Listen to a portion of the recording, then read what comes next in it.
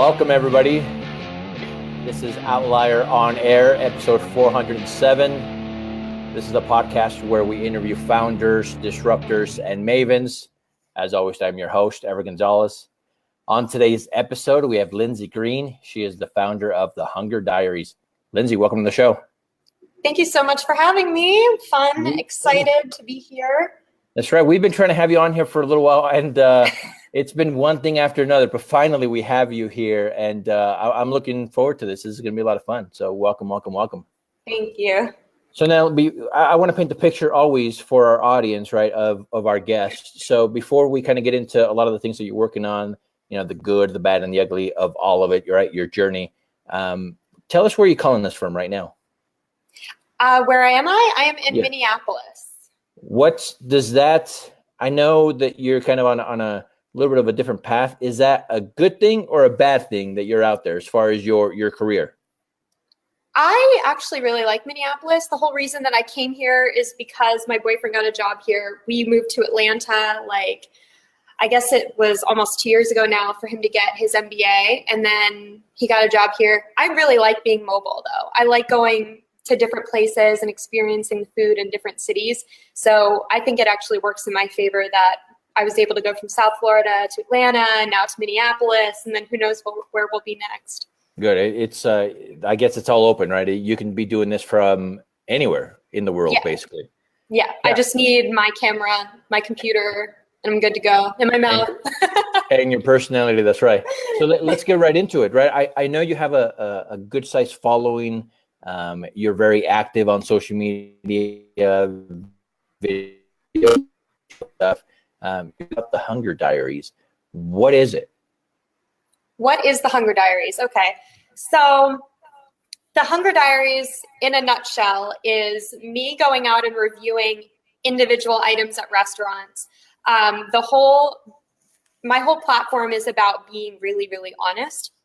There's a whole lot of food bloggers out there that just sort of post pictures, say what things are, always looks great, and then they never say whether it's good or not. And so I am one of those people that gets really annoyed when I see one of those pictures and go out to eat that thing and it's not that good.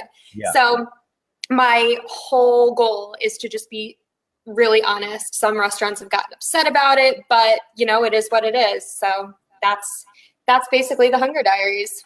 So you go out and you try different food, all types of food, I'm assuming, right? I mean, I've seen you with some crazy stuff too. So you go out there and you critique them on your platform, right? Let's talk about the times when restaurants weren't so happy with you. I mean, what happens then?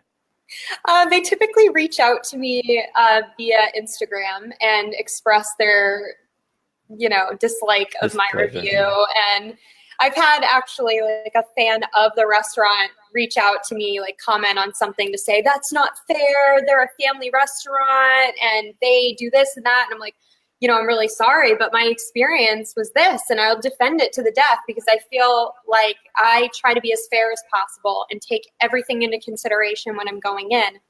And the bottom line is consistency is a huge part of how good a restaurant is. So if I go in and it's not great, and you go in and it is great, then, there's obviously a little bit of an issue there. So, I try to defend myself, and if I'm wrong, I say I'm wrong, but that doesn't happen. But and it's your own personal opinion too. I mean, you're critiquing it, but it's your experience, the food that you had at that moment. Yeah, it could be a great restaurant. Maybe they were off that day, and that's what you're saying. So it's okay. Right. Now, what about, has anybody tried to I don't know, stack the cards in their favor as far as do you announce when you're coming in, or do you just kind of pop up? No.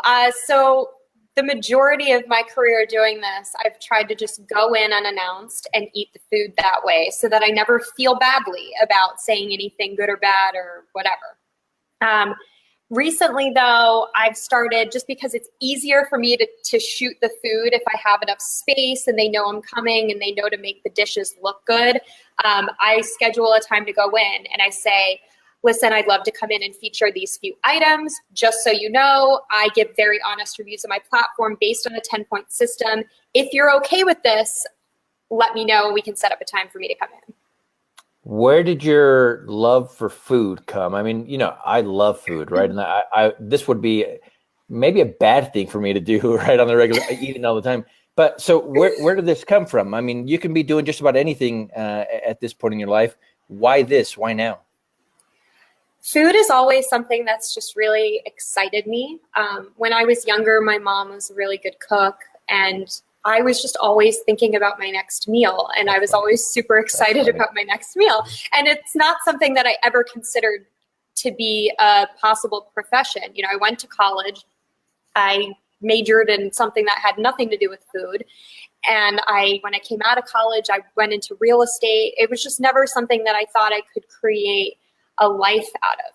And when social media kind of came along and people started posting pictures of food, I was like, wow, like I feel like I can actually turn my passion for food, because that's really the thing that I'm most passionate about, into a job. And so then I just took a leap. So is this a full-time job for you?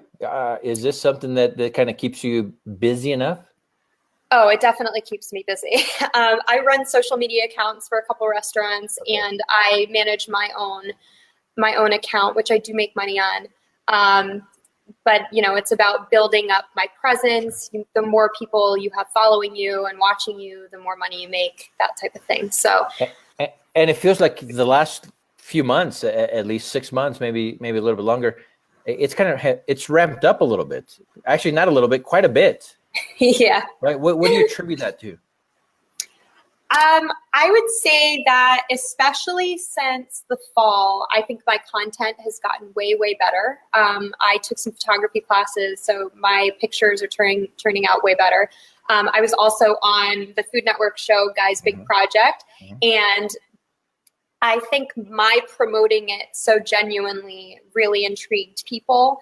And so more people started following me because of that. And before the Instagram algorithm turned against me, I was able to really grow pretty quickly. So yeah, that's how I sort of got all of that growth from like mid-fall through to now. What's the goal? The goal, it's such a loaded question. It's hard because different opportunities always present themselves. And so I guess right now my goal is I want to get to 100K on Instagram within the next year and a half, maybe. Very possible, right? For the way you're going. Yeah. I think it's hugely possible if I'm taking the right steps. I also just started my YouTube channel. I'd love to reach 100,000 subscribers by that same time. I'm just really hoping that it just takes off. Okay. And I've talked with a couple of producers, and I'm hoping to really be able to get my own travel food show where I go around and I eat food and I review it on camera for a brand or what have you. So that's my more short-term goal. Yeah, and I want to get back to a little bit the Food Network and Guy's Big Project here in just a bit, but let's kind of stay on this track a little bit. All the stuff that you're doing sounds fantastic, right? Obviously, you have the personality for it. You have the passion for the food.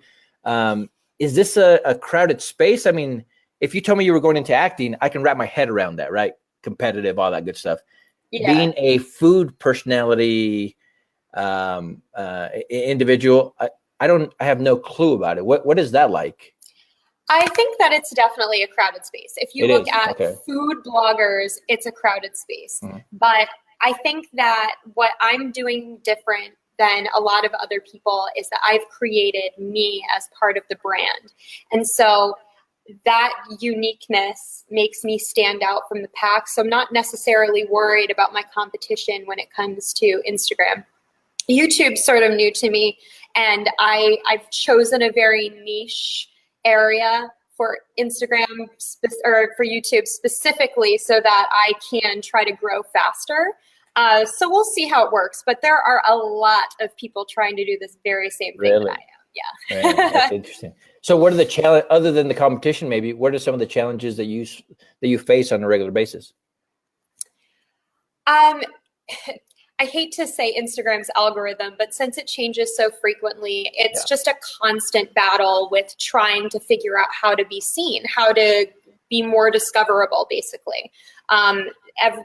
things change so often that one week I'm like, oh my gosh, yes, I think that it's finally going in a good direction.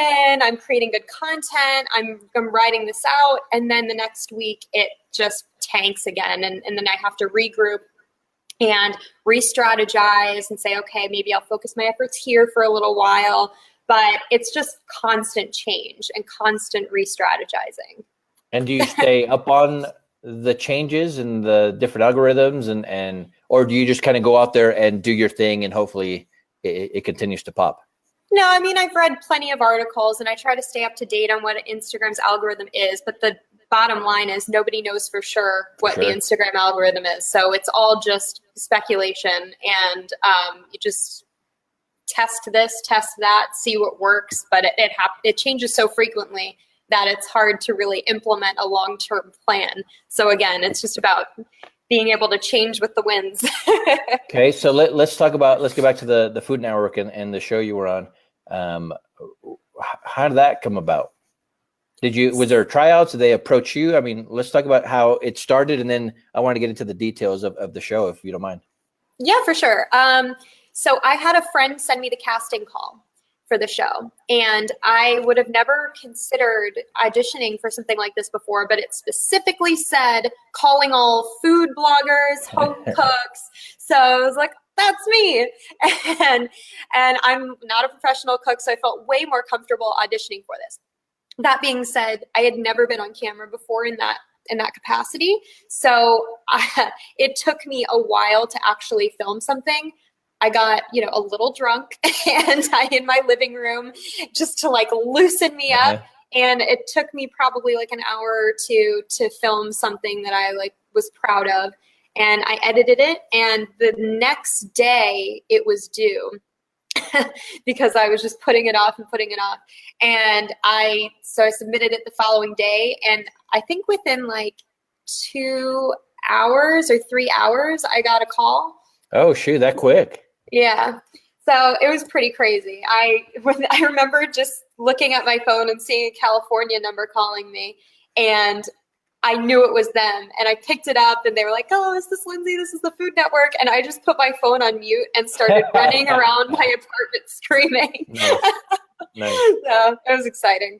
And so once you were there, how long was the competition or the entire project? The filming was about a month, a little over a month. Yeah. How'd you do there? I mean, I know you were a finalist, but as far as like being comfortable, knowing what to do, what to say, all that good stuff, did that come naturally to you? When I was not thinking about what they wanted me to do or say, I did great. I did really, really good. Overall, I was really, really, really overwhelmed. I had zero clue what I was doing. I mean, this all happened so fast. I got picked for the show, and 2.5 weeks later, I flew to California to film.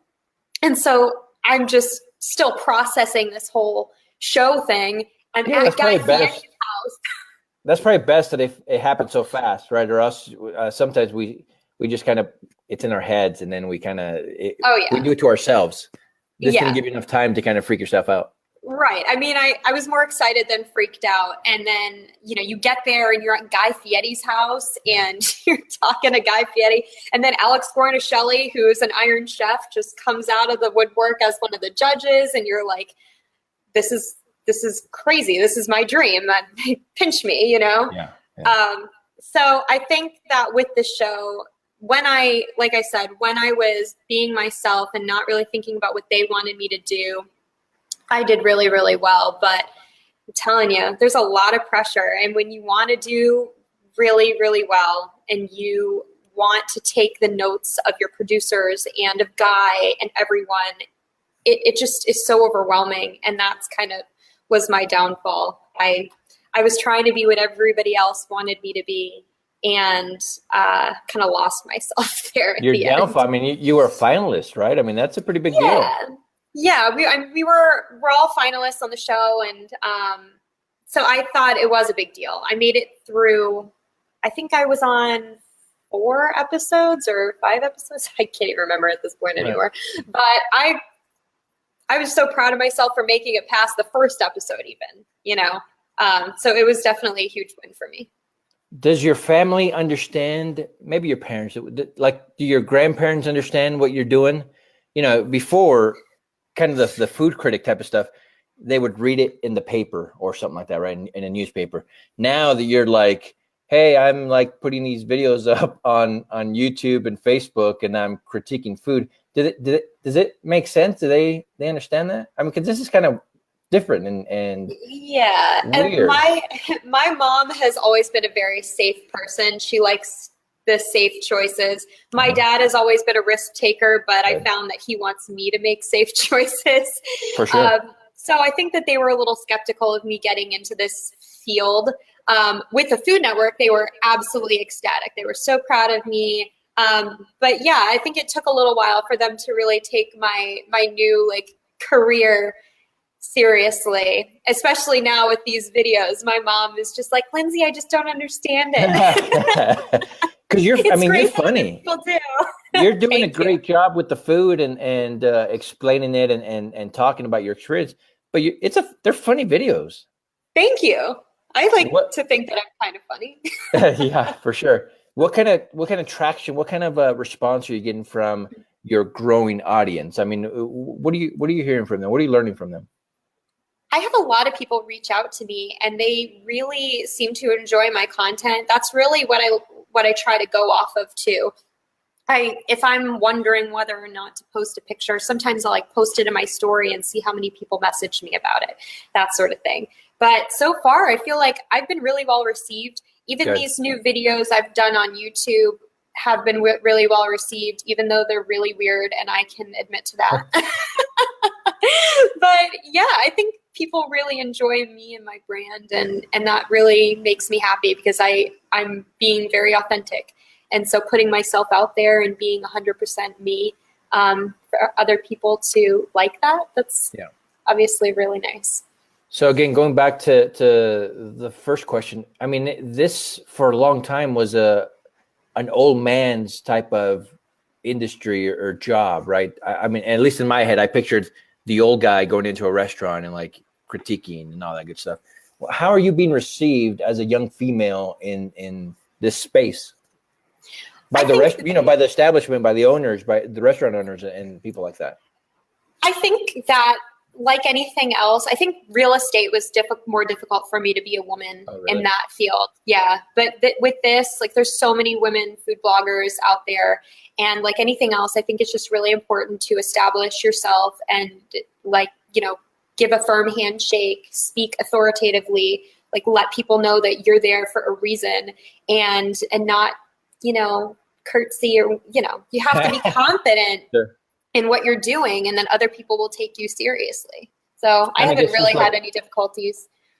You haven't had any difficulties? Good. Not really. No. I mean, there's some people that don't take you seriously, but that's more or less because of your following size and not necessarily because of my gender or anything. Okay. So now with all the work that you're doing, right? I mean, is this, as entrepreneurs, sometimes we work 80 hours to kind of get away from working 40 hours for somebody else, right? What does your day look like on a regular basis, on average? So it is important to kind of work your butt off in order to get where you want to go. I have always thought that a balanced life was very important, though. I love spending time with my boyfriend. I like having my me time at the end of the day, just turn on Netflix and zone out. I have to have that downtime mixed in with my work time. So I wake up, I typically look at my day. I edit videos if I have to edit videos. I edit photos. I get posts ready. I'll go out to restaurants because I have appointments at restaurants to shoot there. If I have a promotion, a paid post that I need to work on, I'll work on that. So every day looks different. It's just what's on the table for that day. And yeah, I definitely like to relax at night and a CrossFit. So that's another. And your CrossFit. Yeah. Yeah, I was gonna say with all that food, you'd have to do something, right? Let's talk about food then. What's your favorite? I mean, what do you enjoy just personally? Not even at restaurants or when you have to do your job and critique it. What do you enjoy right now? Any combination of pasta and cheese is my favorite. That's easy enough. Right? Oh yeah, carbonara, macaroni and cheese. Those are probably my two big favorites. And I can't even eat them right now. I've been having some gut issues, so I'm on a gut protocol. And I've been drinking bone broth and eating steamed vegetables. So. Nice. The good stuff.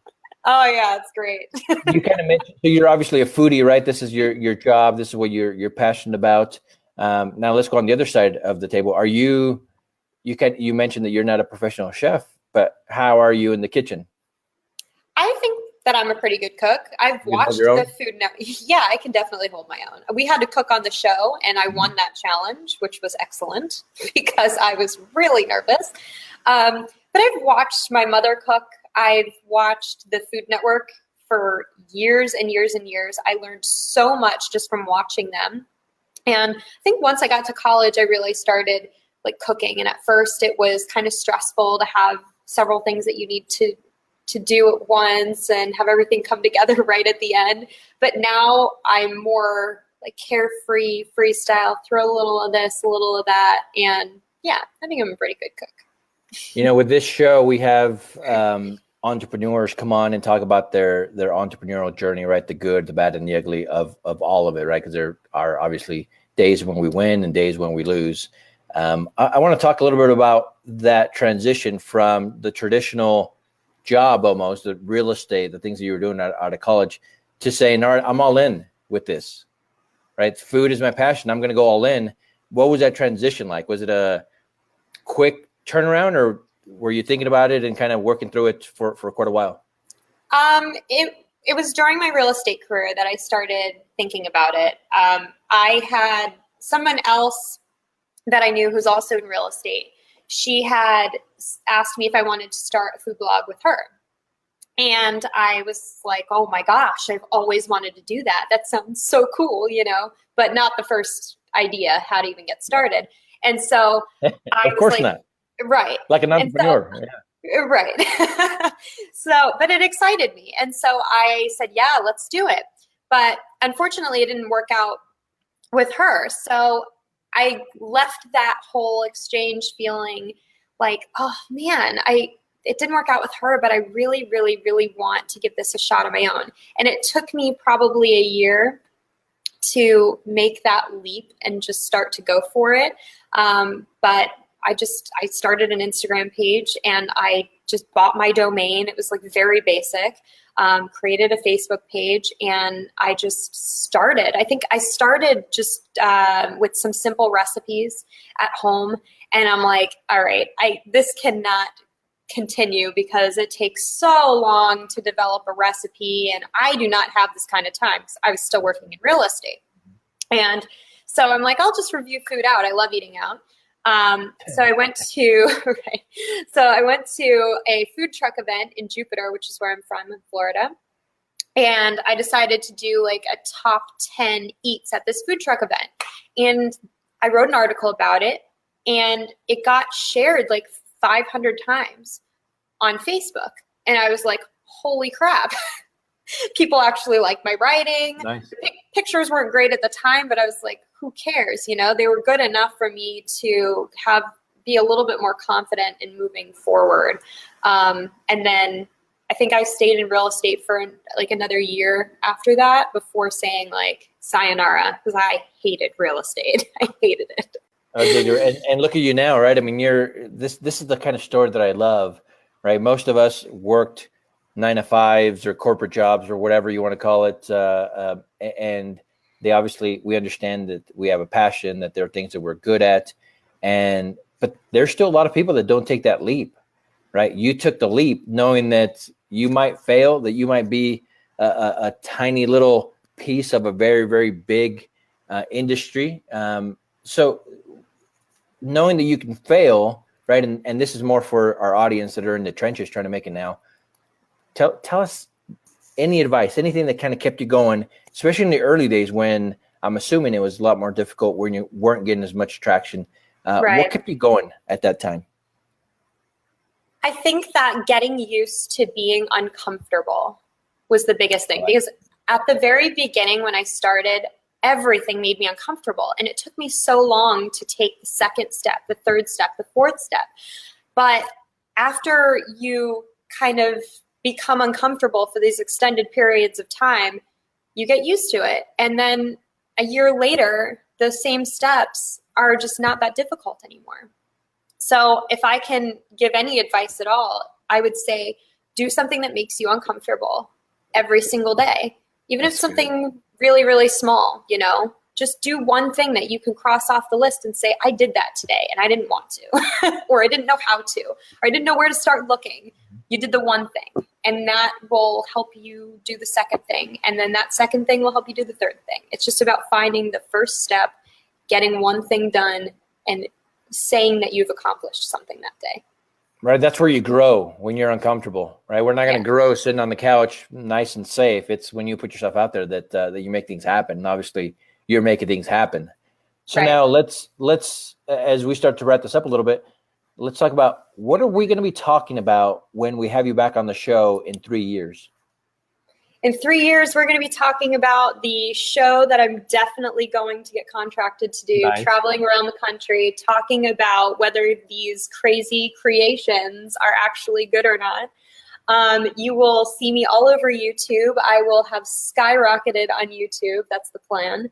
And who knows? I feel like a cookbook is somewhere in my future, just another crazy creations type cookbook. And past that, I'm not really sure. I just want to travel and eat and get, make a living out of it. That's all I want out of life. So it's funny. A lot of people that have passions, but then end up working. I love baseball, right?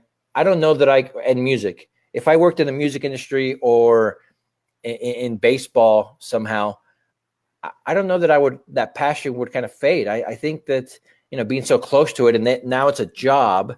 Now I think I'd end up hating the things that I love now. Food is your passion, but this is still your job. Is there any chance of this kind of fading or things happening where you're not enjoying it as much? I mean, I've loved food all my life, and it's just a natural thing for me to get excited about it.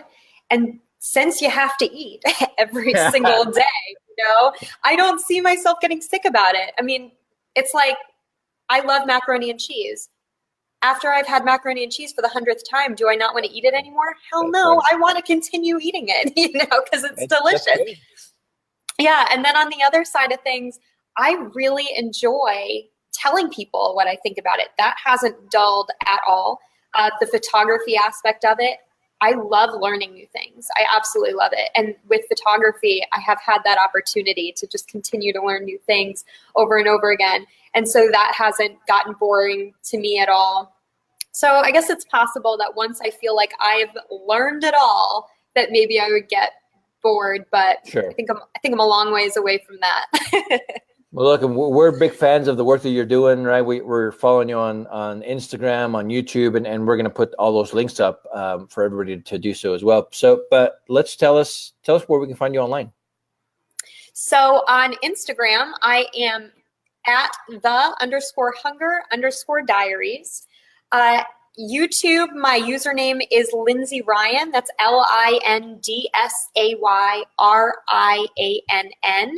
Or you can just search the Hunger Diaries and I will come up. My Facebook handle is at Lindsay Ryan, no space. And then my website is www.thehungerdiaries.com. Fantastic. So Outliers, you can go to outlierhq.com. That's outlierhq.com. First of all, subscribe to the podcast, rate, review it. But there you're going to find links to Lindsay's website, all of her social media accounts. This is fun and it's great. And so you need to follow her. She's putting out some great content. And again, who doesn't love food being explained by somebody that has a great personality and makes it fun? So follow her. Lindsay, we're going to continue to follow your career. We're obviously wishing you nothing but the best. We're fans of what you're doing. And so congratulations on all of the success and all of the success that's going to come to you in the next several years for sure.